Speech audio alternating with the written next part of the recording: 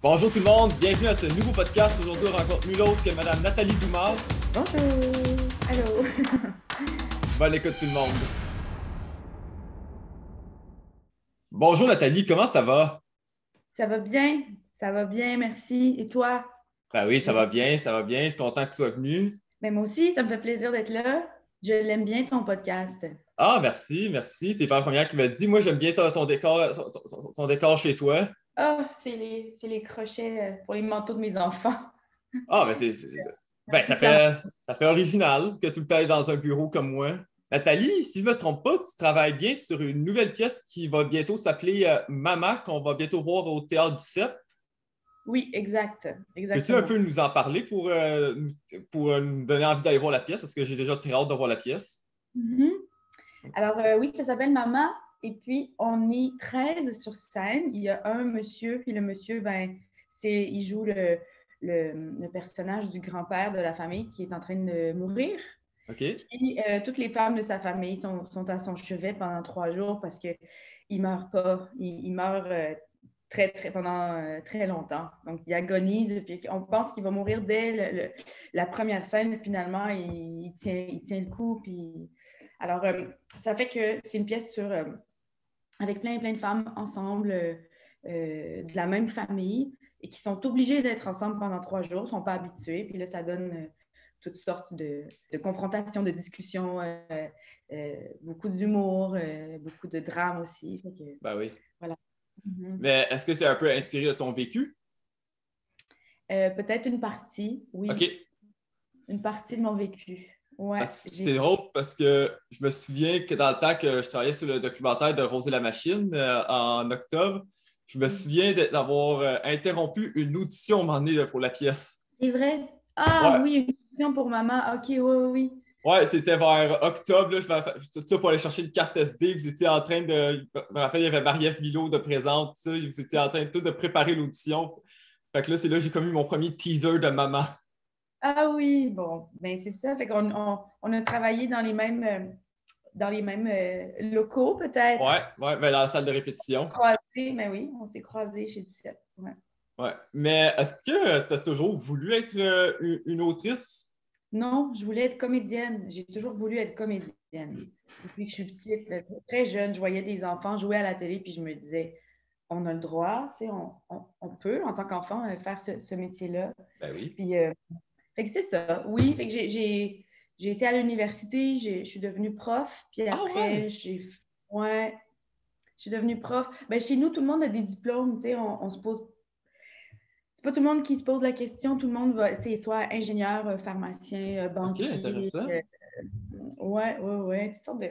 Fait que c'était comme la voie naturelle, tu sais, d'aller par la voie naturelle, mon Dieu. J'ai fait un parallèle avec l'accouchement. Mais ouais, c'est ça. Fait que j'ai fait un bac, puis j'étais jeune encore. Je pense qu'à 19 ans, j'aurais été un peu jeune pour devenir, pour faire une école de théâtre. Il y en a qui sont très matures, mais moi, à 19 ans, Ah j'étais ouais! encore. Ouais, ouais. Fait que je suis rentrée à 25 ans. Je suis rentrée à Ok, 25 ah, ans à intéressant. l'école. Intéressant. Mais est-ce que ça a toujours été le théâtre, ta voie pour écrire?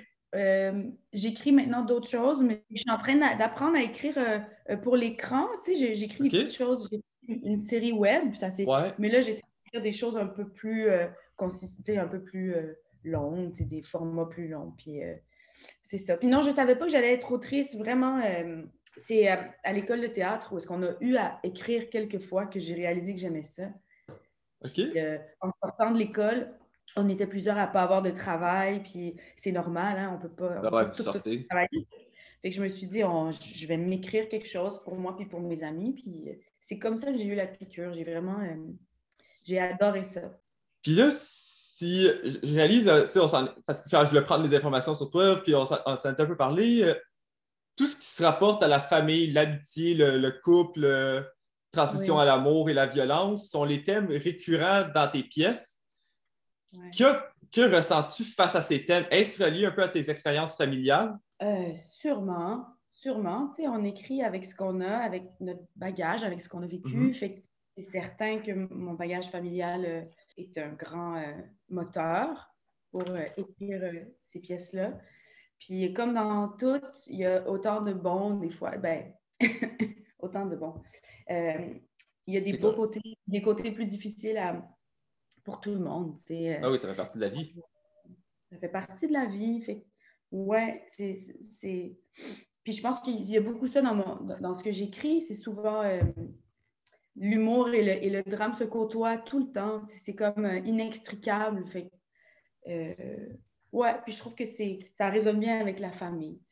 Ouais, mais dans le fond aussi, qu'est-ce que. Tu sais, c'est vrai que parce que tu sais, j'ai pas vu. Je suis désolé, j'ai pas vu beaucoup de tes pièces parce que ça m'a pris du temps avant d'avoir l'intérêt pour le théâtre. Mais j'ai remarqué dans L'amour est un dumpling, justement, tes textes sont très réalistes, en effet. C'est ça, je te dis d'ailleurs chapeau pour cette pièce-là parce que j'ai beaucoup aimé les textes de la pièce. Puis, dans le fond, de ce que je comprends souvent, l'humour, c'est un peu une façon, un peu de comme, mettons, tu sais, quand il y a comme des moments de tension dans tes pièces, c'est un peu une façon comme de détendre l'atmosphère un peu quand tu utilises l'humour. Est-ce que je me trompe ou c'est bien ça? C'est exactement ça. C'est exactement ça. Puis ça se fait tout seul. Hein. C'est Oh, quelque chose wow! qu'on fait dans la vie aussi. Je ne sais pas si dans les funérailles, des fois, là, tout le monde est bien triste. Puis là, il y a quelqu'un qui va faire une petite blaguette. Puis il va y avoir un petit fou rire qu'on sent mal d'avoir à ce moment-là. Mais c'est malgré nous. Puis tu sais, l'humour, je pense que c'est un mécanisme de survie extrêmement puissant pour les humains. Fait que, ouais. Ben, c'est drôle que tu dises ça parce qu'un un souper de famille, à un moment donné, il y a eu un petit argument, tout ça, puis apparemment, de ce que j'ai appris, c'est moi qui ai cessé la chicane en ajoutant de l'humour. Justement, j'avais dit genre quelque chose genre Cheers à notre première chicane de famille. Oui. Fait que là, ça a tout arrêté, mais parce que moi, bien souvent, j'ai tendance à me dire que je suis un peu le genre à faire des malaises des fois dans des familles. Parce que, tu sais, on est tous maladroits dans la vie, là, on n'est pas parfait dans la vie, là, mais. Non. Mais moi non, aussi, je suis bonne pour faire des malaises. Hein. Genre dans le sens qu'il y a des silences des fois. Ah oui, oui, des Ah, silences. ok. Au moins, c'est rassurant, je suis pas le seul au moins à faire des beaux malaises. Non, c'est ça. Ouais. Mais là, il y a quelque chose que je voulais te parler parce que récemment, j'ai travaillé avec une actrice que tu connais très bien, Sylvie Demorel-Noguera. Ouais. En 2019, vous avez tous les deux alterné ta pièce Sissi. Est-ce que tu vois ça un peu difficile de devoir laisser une autre personne jouer ton personnage? Parce que, tu sais, si tu regardes moi, mettons, je serais très mal à l'aise de laisser quelqu'un réaliser un de mes scénarios. Est-ce que c'était un peu le cas pour toi? Ben, vu que c'est moi qui avais écrit le texte et vu qu'on avait pris le temps de trouver la bonne personne pour interpréter ce personnage-là, je t'avoue que une run de théâtre, c'est tellement le fun, puis on a envie de la faire du début à la fin, puis on a envie d'être avec notre gang. Moi, quand je joue au théâtre, j'ai tellement hâte. La journée passe, puis c'est seulement le soir que je retrouve ma gang, puis j'ai hâte à tous les jours de les retrouver. Fait que ça, pour ça, de me dire que bon, je ne pouvais pas faire la run au complet, c'était un peu plate, mais j'étais tellement en confiance, puis ça m'a tellement aidé. Ça m'a tellement aidé que quelqu'un d'autre puisse interpréter mon rôle avec sa façon à elle, d'une manière complètement différente de la mienne. Je trouvais ça très riche comme exercice, puis de la regarder jouer, je découvrais des choses sur ce personnage-là que je connaissais même pas. C'est comme si Ah ouais? elle m'apprenait des choses sur mon propre personnage. Fait que il y a beaucoup plus il y a beaucoup plus de positif que de pincement au cœur là, dans ce genre de situation.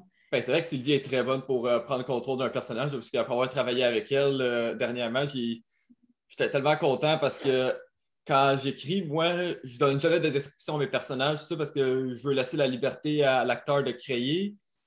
Puis j'ai adoré comment Sylvie elle a abordé le personnage au point de. Comme si on dirait que j'ai comme. On dirait que c'était plus moi qui l'avais créé, mais on dirait plutôt elle qui l'a créé. Fait que ça, c'est là qu'on voit que Sylvie a juste beaucoup de talent selon moi. Là. Ben, pas selon moi, selon plusieurs personnes. Là. Oui, exact. Mais c'est vraiment un travail d'équipe. Hein? C'est créé Ouais. par l'auteur. Puis après, l'interprète, c'est un créateur aussi. Fait que c'est beau. C'est beau de voir le fruit de ces deux créations. Ouais. Ouais, la façon que j'écris ça, c'est un personnage, c'est comme un jouet. Une fois que tu l'achètes, une fois que tu l'as, il est à toi, il t'appartient, tu fais ce que tu veux avec. S'il fallait que le personnage soit juste la vision de l'auteur, je trouverais ça plate de ne pas donner la liberté à la personne qui le joue, aussi d'en mettre sa part. C'est ça, pour garder du plaisir aussi. C'est parce que Ouais, c'est le plaisir qui rend ça bon. dès que quelqu'un a du fun en jouant, on le sent tout de suite. C'est là que C'est ça. le courant passe. Ouais, ouais. Ouais. Tu travailles présentement avec Marie-Ève Bilot sur ta pièce Mama, puis tu as déjà fait d'autres pièces avec elle. Peux-tu un peu nous parler de ta complicité avec Marie-Ève? Je suis tellement reconnaissante qu'elle a été mise sur ma route et qu'elle accepte, en fait, d'être la leader de mes projets parce que c'est une personne excessivement brillante, Oh oui. excessivement sensible, qui a des espèces d'antennes, là, je ne sais pas d'où elle... c'est comme... elle lit des fois dans mon texte, elle comprend des choses que j'ai moi-même même pas écrites consciemment. C'est comme si elle me devance dans, dans les enjeux de mon texte, dans les rapports entre les personnages. Puis, c'est une personne, elle est québécoise de souche, hein, Marie-Ève. Ouais. Puis moi, j'ai pris ma main, c'est beaucoup sur les femmes de ma famille, donc des femmes d'origine arabe, avec une façon d'exister qui est différente des Québécois de souche. Puis Marie-Ève, elle, malgré cette barrière culturelle-là, elle est capable de décoder des choses d'une manière extrêmement habile et sensible. Puis vraiment, c'est comme une rencontre pour moi de l'ordre c'est vraiment une bénédiction. C'est Ben vraiment oui, une bénédiction. elle est très talentueuse. Ouais, vraiment, vraiment. Puis je vois difficilement maintenant à qui d'autre je pourrais confier mes textes. C'est C'est comme vraiment c'est ton bras droit, dans le fond, maintenant.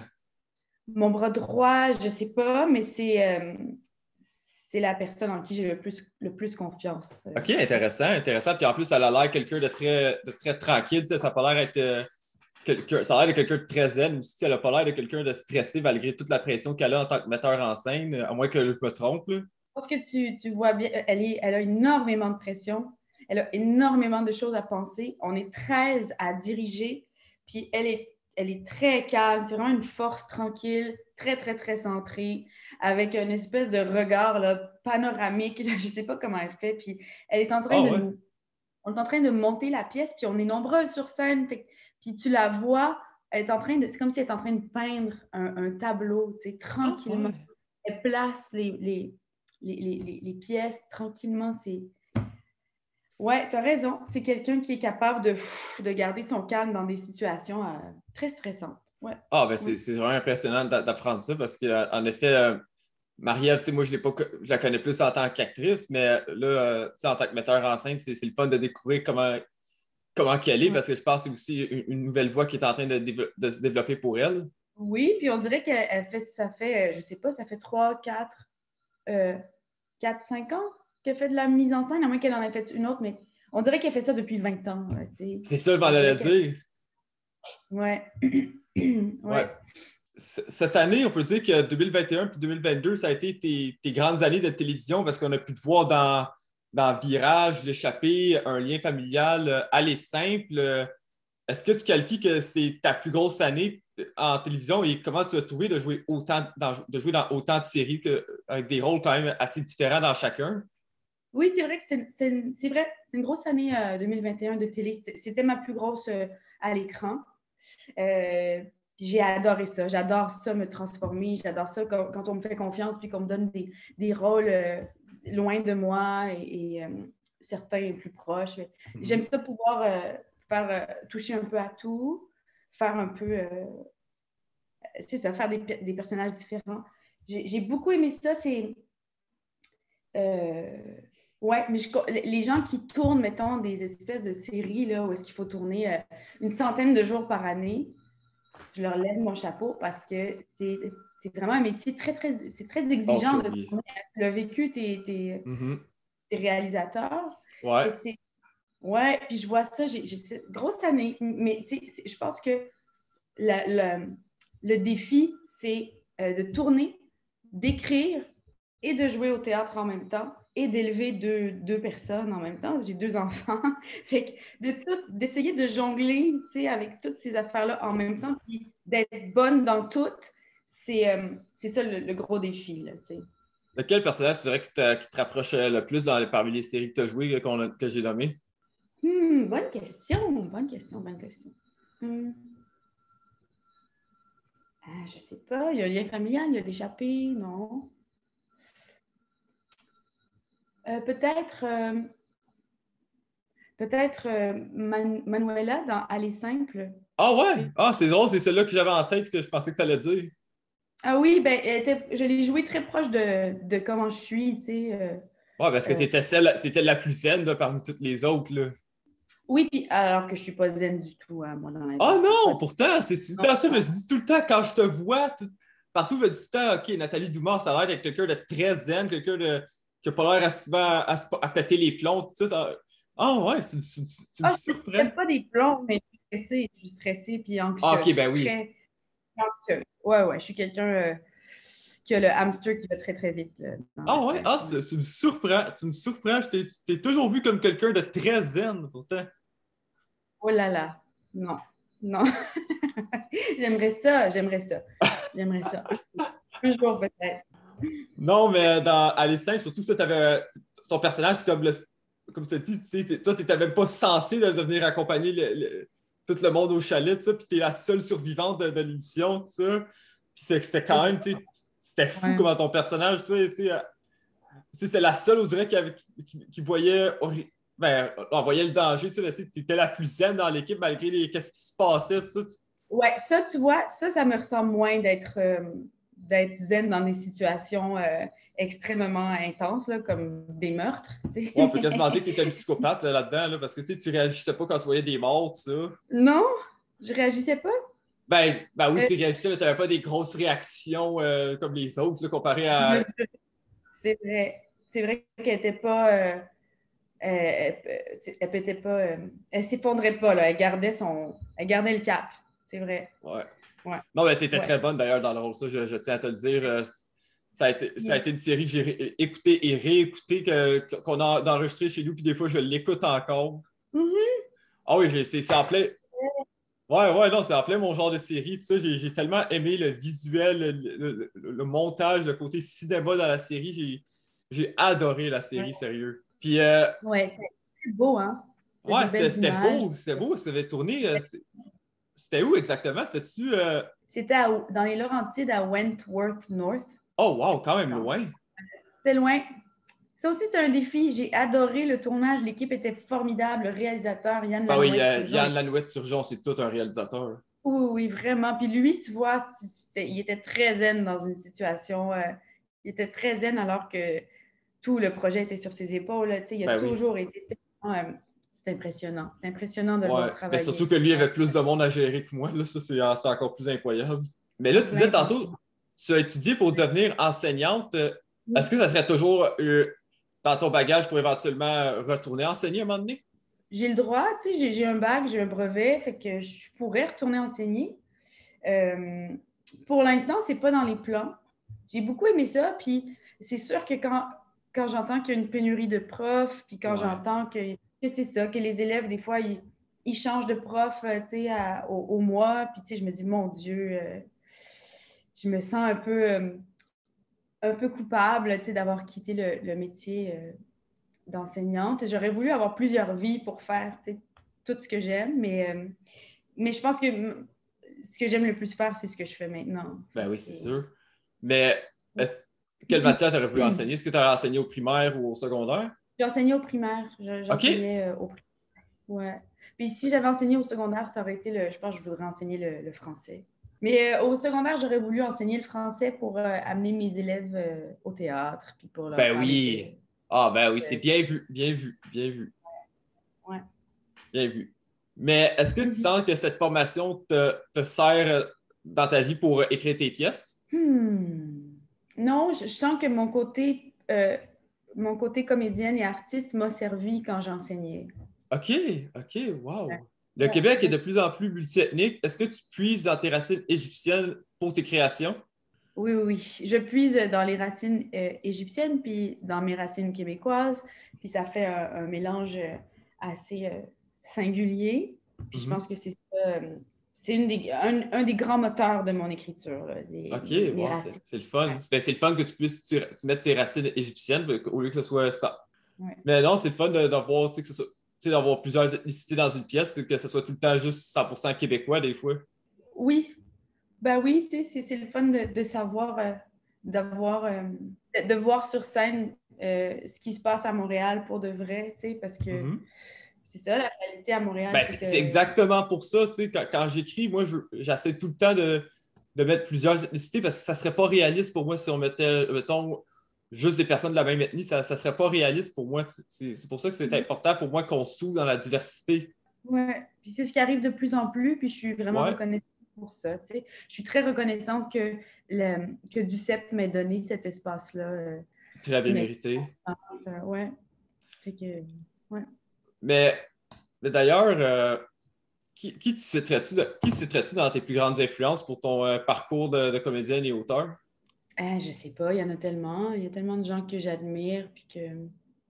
Écoute, ça me vient pas, ça me vient pas. Ah, Ça c'est me... correct, c'est correct. Moi aussi, j'en ai plusieurs, moi aussi. Fait que J'en ai beaucoup. Ben, tu sais, j'aime autant des espèces de Greta Gerwig, tu sais, Ah, ben oui, c'est une excellente scénariste et Oui, réalisatrice. ouais, Je ouais, n'en reviens ouais. encore pas qu'elle n'ait pas été nominée pour meilleure réalisatrice pour Little Women. C'est ça, exactement. Fait que j'admire autant ce genre de femme-là que Fanny Britt, qui est une autrice Ah, ben ici, oui. que, tu sais, puis Catherine Dorion qui a écrit toutes sortes de choses, dont des essais. Ben oui, Catherine Dorion, c'est quelqu'un de très inspirante. Oui, oui. Fait qu'il y a toutes sortes de gens que j'admire. Alors, Greta Gerwig, j'adore que tu l'abordes parce que c'est probablement un de mes grands coups de cœur ces temps-ci. C'est vrai? Ben Ouais. c'est pas mal Lady Bird qui m'inspire un de mes projets que j'écris présentement. OK. Non, parce que, écoute, elle a tellement de talent que, comme je dis encore, j'en reviens pas qu'elle n'ait pas été nominée meilleure réalisatrice pour Little Women parce qu'elle le méritait amplement. Ouais, c'est particulier, hein? Ben, Ouais. écoute, c'est ça, les Oscars, des fois, ils aiment ça nous donner des faux pas, des fois. Oui, ça arrive. Ouais, Ça ben, déjà que arrive. c'est très rare que quelqu'un se lève pour aller slapper un présentateur, ça, c'est déjà assez rare. Ah oui, moi j'ai vu ça arriver souvent quand même. Ah ouais, t'as déjà vu ça, Will Smith aller slapper Chris Rock?